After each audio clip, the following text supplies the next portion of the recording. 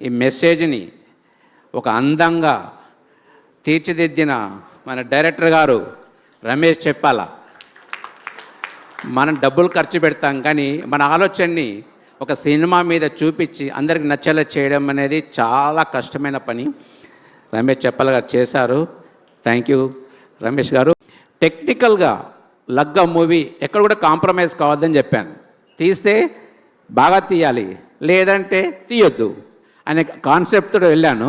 So Ramesh గారికి అదే చెప్పాను, మీకు ఖర్చు విషయంలో కానీ, టెక్నీషియన్స్ విషయంలో కానీ, సింగర్స్ విషయంలో కానీ, యాక్టర్స్ విషయంలో కానీ ఫుల్ ఫ్రీడమ్ ఇచ్చాను, ఎక్కడ కూడా కాంప్రమైజ్ కావద్దని. ఆ విషయంలో తను అన్ని జాగ్రత్తలు తీసుకొని ఏ క్యారెక్టర్కి ఎక్కడ ఉండాలని అన్ని జాగ్రత్తలు తీసుకొని మంచి సినిమా తీశారు. ఇందులో ముఖ్యంగా రాజేంద్ర ప్రసాద్ గారు అండ్ రోహిణి గారు సినిమా నిండా వాళ్ళిద్దరే ఉంటారు. వాళ్ళ యాక్షన్ చూసి సినిమా నేను కూడా లాస్ట్కి చూశాను, నాకు చూపించరని చెప్పాడు.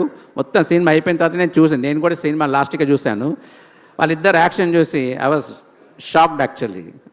అని నేను అంత ఎక్స్పెక్ట్ చేయలేదు, ఇంత ఎమోషన్ సీన్స్ మన సినిమాలో ఉంటాయా అనేది.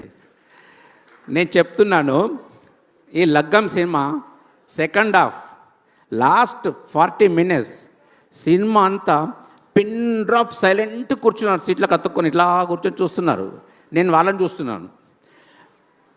It was so impressive. అంటే అప్పుడు డైరెక్టర్ యొక్క పనితనం కనబడింది. ఇంతమంది అతుక్కొని కూర్చొని స్క్రీన్ మీదనే ఫోకస్ పెట్టి చూడడం అనేది చాలా గొప్ప విషయం. చాలా ఆనందం అనిపించింది. సినిమా థియేటర్ బయట నుంచి వచ్చేప్పుడు చాలామంది నా దగ్గరకు వచ్చేసి మీద పడినారు, ఎంత మంచి సినిమా తీశారు సార్ మీరు.